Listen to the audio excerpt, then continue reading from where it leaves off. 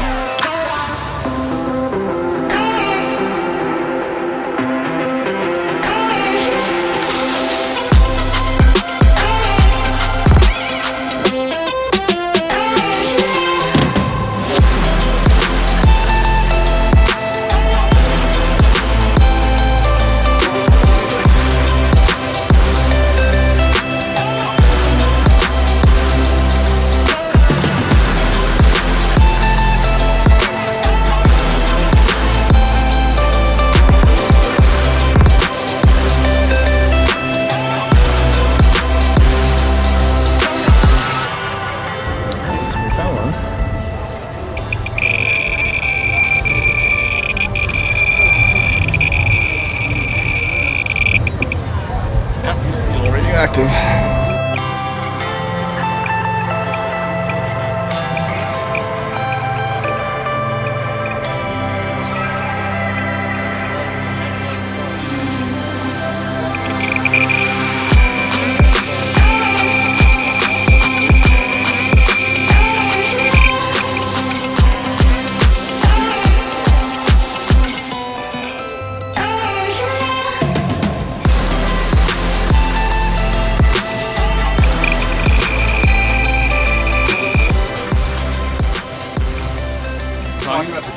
Okay, so this is a 1945 Ford, a Willys design. Most people think that these vehicles were made by Willys only. Willys made about 400,000 of them, and Ford made 300,000 of them in 6 different factories. Ford made a lot of stuff in the war. But anyway, once a year I put all this equipment on it to look like a World War II Jeep. I also have a Korean War Jeep that I brought here before, but this is my World War II Jeep. Fantastic. It's a 6-volt system. The transmission is not as good as the later ones. But it's interesting. Right after World War II, Willys started producing hundreds of thousands of CJ2 Alphas, which are the same as this, but people bought every surplus vehicle they could get, but they didn't have enough, so they started producing these. Now, this has a basic load of a Scout. This is a Scout for a parachute unit. In World War II, they would land these things in gliders. In the Korean War, they would drop them out of the ass end of an airplane, as they say in the Army, which is pretty rough. Of course, gliders aren't fun either. But anyway, it would be a 2-man crew.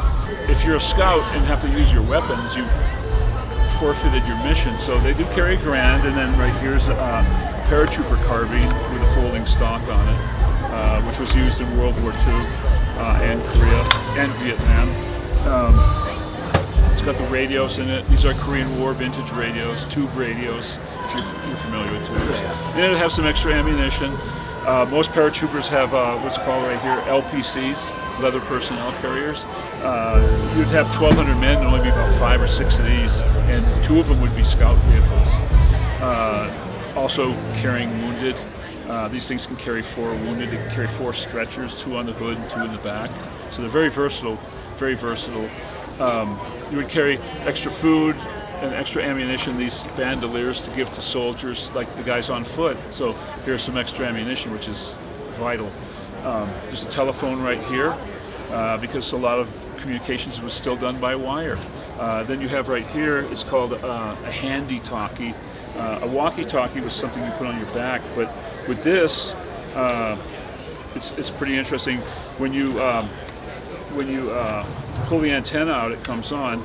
This has about 1.5 mile range. Oh, wow. And it would go to this. So I could be up on a hill or in a tree calling in information, and then it would go over this radio, and they could send out messages like 15 to 30 miles with that. This is the most deadly thing, is a radio and binoculars for a scout, because you spot the enemy, you don't fight them.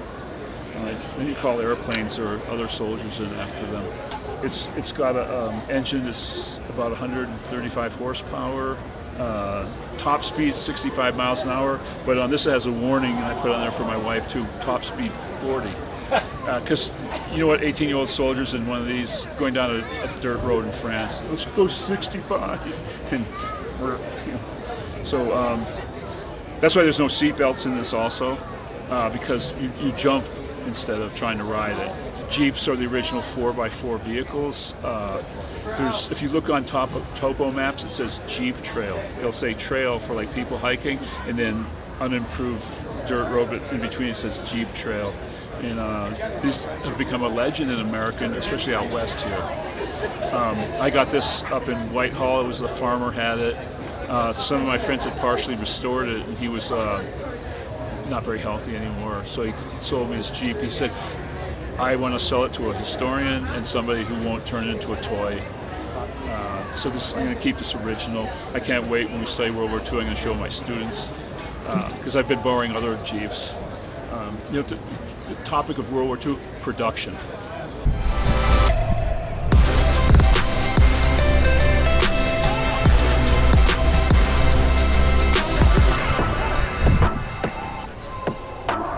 Alright, so that's going to do it for the Bozeman car show. Found some radioactive stuff, but not a lot. And if you like what you saw, like it and subscribe to the channel. Later.